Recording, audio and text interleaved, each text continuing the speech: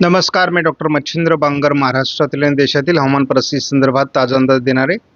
आपण बघतो की विदर्भाच्या दिशेने थोडं पावसाळी वातावरण तयार होतंय. जवळपास सोलापूरपर्यंत तुरळक पावसाच्या घटना घडलेल्या आहेत आणि लातूर, धाराशिव, नांदेड, यवतमाळ, वर्धा, नागपूर, भंडारा, गोंदिया, चंद्रपूर, गडचिरोली, अगदी परभणीपर्यंत काल पाऊस झालेला आहे. काही ठिकाणी हा पाऊस आहे, सर्वत्र पाऊस नाही आहे, परंतु चांगल्या प्रकारचा पाऊस आपल्याला या भागामध्ये बघायला मिळाला आहे. मान्सूनने काल विशेष प्रगती केलेली नाही आहे. 8 तारखेपासून 13 तारखेपर्यंत आपल्याला या ठिकाणी मान्सून अरबी समुद्रात स्थिर दिसतोय, महाराष्ट्रात स्थिर आहे. तर 12-13 तारखेला पूर्व शाखेकडे देखील मान्सून स्थिर होता.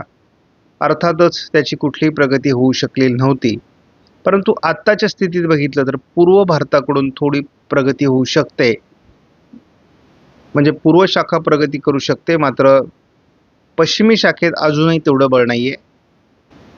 या ठिकाणी आपण बघतो की एल निनोचा प्रभाव हा प्रत्येक दिवशी आता वाढू लागला आहे. एल निनोचं मोठं सावट आपल्याला यावर्षीच्या मान्सूनवर दिसतंय आणि याविषयीची कल्पना अनेक अभ्यासकांनी यापूर्वीच दिलेली होती.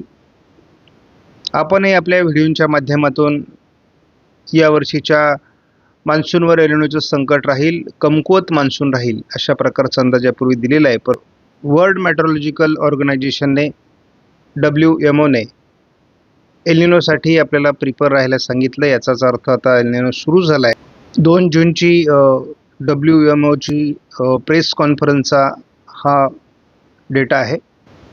यामध्ये एल निनो संदर्भामध्ये दिलेल्या माहितीत जून, जुलै, ऑगस्ट या महिन्यामध्ये 26ला जवळपास 80% प्रोबॅबिलिटी दाखवण्यात आलेली आहे. किंवा व्हेरी स्ट्रॉंग एल निनो हा नोव्हेंबर, डिसेंबर, जानेवारीमध्ये होईल, अशा प्रकारचा देखील अंदाज देण्यात आलेला आहे आणि त्यानंतर याची तीव्रता कमी होत जाईल. कोणताही एल निनो हा साधारण 9 ते 12 महिन्यापर्यंत त्याचा तीव्र प्रभाव राहतो आणि नंतर त्याचा प्रभाव कमी होण्याची शक्यता असते. त्यामुळे जर हा जूनमध्ये तयार झाला असेल आणि तर तो पुढच्या जूनपर्यंत प्रभाव टाकू शकतो. त्यामुळे पुढच्या मान्सूनची ही सुरुवात थोडी कमकुवत राहण्याची शक्यता आहे. त्यामध्ये shift rainfall pattern in different parts of the world, म्हणजे जगातील पावसाचे जे वेगवेगळे पॅटर्न असतात हे बदलण्याची शक्यता देखील वर्तवलेली आहे. या ठिकाणी बघतो की एल निनो संदर्भात CPCने दिलेली माहिती महत्त्वाची आहे. कुलाबा वेधशाळेनुसार दिलेले आपण जर वॉर्निंग्स बघितल्या तर फारशा त्या जुळत नाहीत, परंतु आपण त्या बघणार आहोत की उष्णतेच्या लाटेसंदर्भामध्ये बहुतांश भागात या ठिकाणी अलर्ट देण्यात आलेला आहे. हा संपूर्णपणे उष्णतेच्या लाटेचा अलर्ट असलेला या भाग आहे 14 तारखेला. बाकी ठिकाणी मात्र मेघगर्जनेसह पावसाचा देखील अलर्ट आहे. पण हे थोडक्यात दुष्काळी संकेत देखील आहेत, कारण जूनमध्ये उष्णतेची लाट ही फार चिंताजनक गोष्ट आहे. पहिल्यांदा आपण 15 तारखेला उष्णतेच्या लाटेचा प्रभाव मुंबईमध्ये दाखवण्यात आलेला आहे. मुंबईमध्ये उष्णतेची लाट आणि आपल्याला या भागामध्ये देखील उष्णतेच्या लाटेचा 15 तारखेला अलर्ट देण्यात आला आहे. इतर ठिकाणी संभाव्य शक्यता आहे की पावसाचा अलर्ट त्या संदर्भामध्ये. आपण 16 तारखेला देखील मुंबई आणि परिसरात ज्या ठिकाणी मान्सून बरसणं गरजेचं आहे त्या ठिकाणी उष्णतेची लाट आहे आणि ही फार गंभीर गोष्ट आहे. 17 तारखेला मात्र आपल्याला उष्णतेच्या लाटेचा अलर्ट महाराष्ट्रातला दाखवण्यात आलेला नाही, मात्र विदर्भाकडून पावसासंदर्भात मेघगर्जनेसह अंदाज देण्यात आला आहे. हा मात्र मान्सूनचा पाऊस नाही. जोपर्यंत मेघगर्जना दाखवली जाते तोपर्यंत हा मान्सून पूर्व वळीव पाऊसच आहे. आजची वाऱ्यांची स्थिती बघितली तर या ठिकाणी स्पष्टपणे दिसतंय या भागातून काही वारे येत आहेत आणि हे वारे या ठिकाणून असे मोल्ड होत आहेत आणि त्यामुळे हे मान्सूनला रोखतायत. या ठिकाणी हे कोरडे वारे आहेत.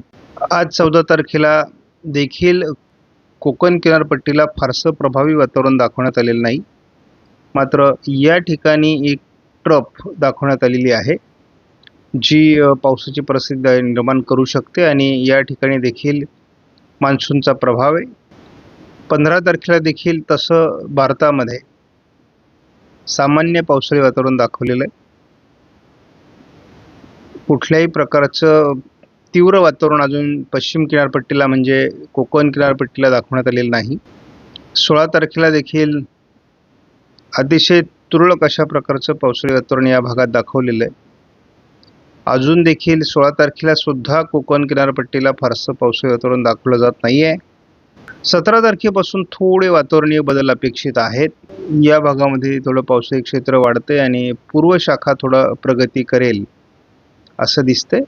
18 तारखेला JFSने पावसाचा प्रभाव काही प्रमाणात वाढू शकतो अशा प्रकारचा अंदाज दिलेला आहे. 19 तारखेला देखील JFS मॉडेलने पावसाचं प्रमाण भारतामध्ये वाढण्याची शक्यता व्यक्त केली आहे. 20 तारखेलाही या भागापर्यंत पाऊस पुढे प्रगती करू शकतो असा अंदाज आहे. मान्सून खूप डिले झालेला आहे आणि अजूनही डिले होण्याची शक्यता आहे. आपण 22 तारखेला बघतो पूर्व शाखेकडून थोडा आणि पश्चिमी शाखेकडूनही 22 तारखेपासून थोडा प्रभाव किंवा बळकटी मान्सूनला येऊ शकते. 23 तारखेला देखील आपल्याला पश्चिम किनारपट्टीला प्रभाव वाढण्याची शक्यता या ठिकाणी वर्तवण्यात आलेली आहे. 13 ते 20 जून फारसं समाधानकारक वातावरण नाही आहे. मात्र आपण बघतो की 20 जून ते 27 जून हे महाराष्ट्रासाठी चांगल्या वातावरणाचे संकेत आहेत. यामध्ये देखील महाराष्ट्राचा उत्तरेकडील भाग सुटण्याची शक्यता आहे.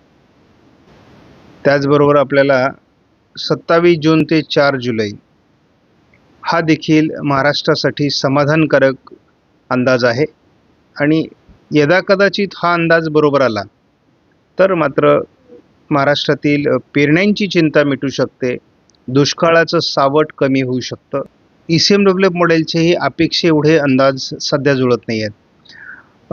आपण जर बघितलं तर विदर्भाच्या या दिशेच्या अंदाजामध्ये बरीच सत्यता दिसते सध्या, परंतु कोकण किनारपट्टीला मात्र अजून फारशा हालचाली दिसत नाही आहेत. 15 तारखेलाही कोकणासहित पावसाचं प्रमाण कमी होतंय, मात्र पूर्व विदर्भामध्ये थोडी पावसाची शक्यता वाढते. 16 तारखेपर्यंत कोकणामध्ये किंवा पश्चिमी शाखा मान्सूनची फार वीक राहणार आहे.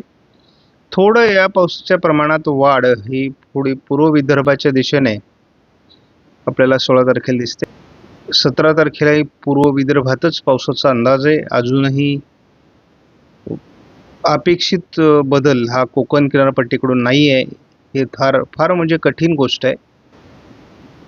18 तारखेला महाराष्ट्रात चांगल्या पावसाचे संकेत याच मॉडेलने आपल्याला कालपर्यंत दिलेले होते. आज मात्र पुन्हा एकदा मॉडेलमधील अंदाज बदलत आहेत, ही गंभीर गोष्ट आहे. 19 तारखेला केवळ पूर्व विदर्भाच्या काही भागामध्ये अगदी अमरावतीपर्यंत पावसाळी वातावरण आहे. थोडी ढगाळ परिस्थिती इकडे वाढते, परंतु हवामानात काही विशेष बदल नाही. पहिल्यांदा 20 तारखेला आपल्याला चांगल्या प्रकारचं वातावरण पूर्ण विदर्भामध्ये दिसते आणि थोडं मुंबई परिसरात वातावरण तयार होण्याची शक्यता 20 तारखेला आहे. 21 पासून मान्सूनमध्ये थोडी ताकद येण्याची शक्यता आहे आणि मग त्यामुळे दक्षिण कोकण, पश्चिम महाराष्ट्रातल्या काही भागातून आणि इकडे मराठवाडा विदर्भाकडून देखील वातावरण बदलेल असा अंदाज आहे. 22 तारखेला पहिल्यांदा महाराष्ट्रामध्ये पावसाळी वातावरण दाखवलं जाते. बऱ्याच जिल्ह्यांमध्ये हे पावसाळी वातावरण असणार आहे. पूर्व विदर्भात त्याचा चांगला प्रभाव राहील. दक्षिण कोकण, मुंबईपर्यंत प्रभाव राहण्याची शक्यता आहे. 23 तारखेला देखील दोन्ही शाखा या प्रभावी राहण्याची शक्यता असून महाराष्ट्रात बऱ्याच जिल्ह्यांमध्ये पावसाचं प्रमाण वाढेल. मात्र यामध्ये पर्जन्य छायेचा जो भाग आहे या ठिकाणी पावसाचं प्रमाण कमी स्पष्टपणे दाखवलं जातं. जेव्हा 25 तारखे म्हणजे 22, 23, 24, 25 या तारखांना महाराष्ट्रामध्ये काहीतरी बदल होऊ शकतो, पाऊस होऊ शकतो असा एक प्राथमिक अंदाज आहे. आणि याच तारखांना म्हणजे साधारण 20 तारखेनंतर पुढे मान्सूनची हालचाल काहीतरी होऊ शकते असा एक आपण अंदाज बांधू शकतो. परंतु यावर्षी पावसाचं प्रमाण खूपच कमी राहण्याची शक्यता आहे. मॉडेलनुसार पाऊस पडताना दिसत नाही. आता आपल्याला बघा दापोलीपासून तर अगदी सिंधुदुर्ग खाली सातारा कोल्हापूरच्या भागात देखील पाऊस दाखवला जातोय, परंतु या ठिकाणी फार वातावरण बनताना दिसत नाही. केवळ विदर्भामध्ये थोडं वातावरण बनण्याची शक्यता आहे. दक्षिण कोकणात किंवा सातारा कोल्हापूर रत्नागिरी सिंधुदुर्गच्या पूर्व भागात वातावरणाची शक्यता आहे, परंतु तसं वातावरण आपल्याला बनताना दिसत नाही. 15 तारखेलाही विशेष वातावरण दाखवण्यात आलेलं नाही. केवळ पूर्व विदर्भामध्ये वातावरण राहण्याची शक्यता आहे. 16 तारखेला विशेष वातावरण मॉडेलने दाखवलेलं नाही आहे. केवळ विदर्भामध्ये थोडं वातावरण आहे. 17 तारखेची परिस्थिती यापेक्षा काही वेगळी नाही. पूर्व विदर्भामधील काही जिल्ह्यांमध्ये चांगला पाऊस आपल्याला बघायला मिळू शकतो. नागपूर, भंडारा, गोंदिया, चंद्रपूर, गडचिरोलीमध्ये विदर्भाच्या अगदी पूर्व टोकाला थोडं वातावरण दाखवलं जातं. म्हणजे 18 तारखेला पाऊस कमी दिसतोय. 19 तारखेला आपल्याला अमरावती, वर्धा, नागपूर, भंडारा, गोंदिया, चंद्रपूर, गडचिरोली, यवतमाळ या काही भागात पावसाचं वातावरण दिसतंय. कोकण किनारपट्टीला 19 पर्यंत फारसं काही समाधानकारक वातावरण नाही आहे. थोडं वातावरण 20 तारखेला नाशिक जिल्ह्यामध्ये किंवा घाटमाथ्यावर पुण्यापर्यंत बदलण्याची शक्यता आहे. सातत्याने आपल्याला पूर्व विदर्भामध्ये पाऊस दिसतोय जूनमध्ये, त्यामुळे या ठिकाणी चांगल्या प्रकारचं वातावरण राहू शकतं असा एक प्राथमिक अंदाज आहे आणि प्रत्यक्ष ते पाऊस देखील पडतोय. मराठवाड्यात पहिल्यांदा 20 तारखेला परभणी, नांदेड, बीड, लातूर, बार्शीच्या भागात पाऊस दाखवला जातोय. कोकणात पाऊस दाखवला जात नाही 20 पर्यंत. 21 तारखेला थोडं परिवर्तन आपल्याला वातावरणात बघायला मिळेल महाराष्ट्राच्या, आणि पुन्हा एकदा विदर्भ संपूर्ण थोडा नांदेडपर्यंत पाऊस आहे. परभणी इकडे जवळपास जालन्यापर्यंत, अकोला, बुलढाण्यापर्यंत पावसाचं वातावरण राहील. तिकडे नाशिकपासून तर कोल्हापूरपर्यंत पावसाळी वातावरण आहे. दक्षिण कोकणात पावसाचं प्रमाण वाढू शकतं आणि थोडं मराठवाडा, पश्चिम विदर्भातील म्हणजे सोलापूर, लातूर, धाराशिव, बीड या भागातही पावसाचे संकेत आले आहेत. छत्रपती संभाजीनगर, अहिल्यानगर पूर्वपर्यंत. आपण असं गृहीत धरूया की आपण 21 तारखेपर्यंत पडणारा पाऊस हा खऱ्या अर्थाने मान्सून पूर्वच राहणार आहे आणि आपल्याला 22 तारखेपासून मान्सून हा महाराष्ट्रामध्ये प्रगती करेल. तो दोन्ही दिशेने करू शकतो असा अंदाज आहे. दोन्ही शाखा प्रभावी राहतील आणि पहिल्यांदा 22 तारखेला एक समाधानकारक पावसाचं वातावरण दिसते. 23लाही कोकण किनारपट्टीला, पश्चिम महाराष्ट्रामध्ये, मध्य महाराष्ट्रापर्यंत वातावरण बदलतंय. थोडं मराठवाड्याच्याही काही जिल्ह्यांमध्ये हे वातावरण असणार आहे आणि 24 तारखेला देखील हे वातावरण बऱ्यापैकी कोकण किनारपट्टी सहित पश्चिम महाराष्ट्र, मध्य महाराष्ट्रात राहू शकतं. परंतु फार समाधानकारक यावर्षीचा मान्सून नाही आहे. दुष्काळाचे सावट स्पष्टपणे संकेत देत आहे आणि पेरणीच्या अंदाजासाठी सरकारी यंत्रणांचे संपूर्णपणे आदेश पाळावे, शिवाय आपल्या स्वतःच्या अनुभवाचा वापर करावा. म्हणूनच अंदाजामध्ये जूनचे चित्र फार समाधानकारक नाही आणि काही वर्षांपासून मी असं बघतोय की जूनमध्ये फारसा समाधानकारक पाऊस पडत नाही. 15 तारखेनंतर जूनमध्ये दरवर्षीच, म्हणजे अल्निनोचं वर्ष नसेल तरी देखील जूनमध्ये अतिशय वीक पाऊस असतो. त्यामुळे यावर्षी अतिशय कसोटीने आपल्याला शेतीचं काम करावं लागणार आहे, निसर्गाचा आधार घ्यावा लागणार आहे. बघूयात, आणि मॉडेलचे अंदाजही त्या प्रमाणात या ठिकाणी यशस्वी होताना दिसत नाहीत. परंतु बघूयात, आपण पॉझिटिव्ह राहू आणि काहीतरी अंदाजात चांगलं घडेल अशी अपेक्षा करूयात. आपणास व्हिडिओमधील माहिती महत्त्वपूर्ण वाटल्यास लाईक करा, शेअर करा, चॅनलला सबस्क्राईब करा. धन्यवाद. जय हिंद, जय महाराष्ट्र, जय बळीराजा.